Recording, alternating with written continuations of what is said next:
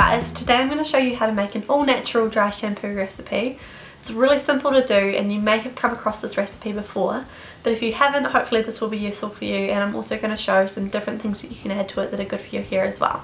So it's really easy. For me, being a brunette, I like to add quite a bit of cocoa to it so that it's brown and the white of the cornstarch doesn't have such a kind of greying effect onto your hair. So for that you just want to add about 4 teaspoons of cornstarch into a container. And then I add about 2 heaped teaspoons of cocoa powder, and then I mix that up, and I also add into that a small amount of cinnamon, which is really good for your scalp if you have like dandruff or itchiness or anything. Cinnamon can help calm that down.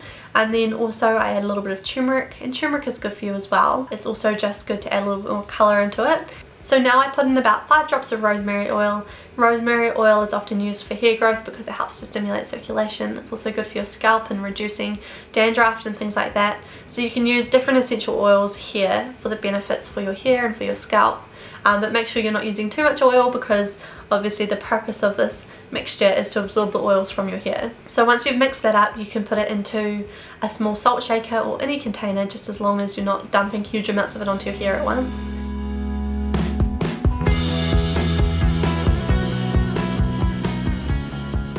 And then to apply it to my hair, I like to firstly put it down the centre of my scalp, and then I start by taking sections with my finger and applying it onto my scalp, under my hair, all the way around my scalp, and just kind of shimmying it into my scalp and into my hair with my fingers.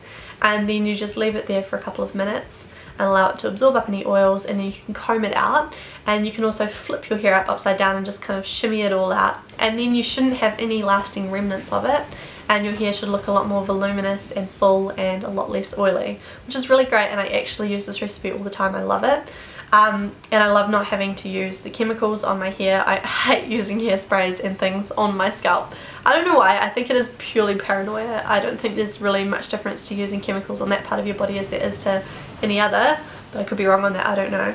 But it just creeps me out using chemicals on my head. I don't know why. So it's great being able to use a natural alternative in this regard, and it's really cheap as well. So make sure you do try it out, and if you've enjoyed this video, give it a thumbs up, and I hope you guys have a wonderful day. And make sure you check out my Instagram, which I've recently created, and my other social media will be linked in the description box below. So have a wonderful day, guys.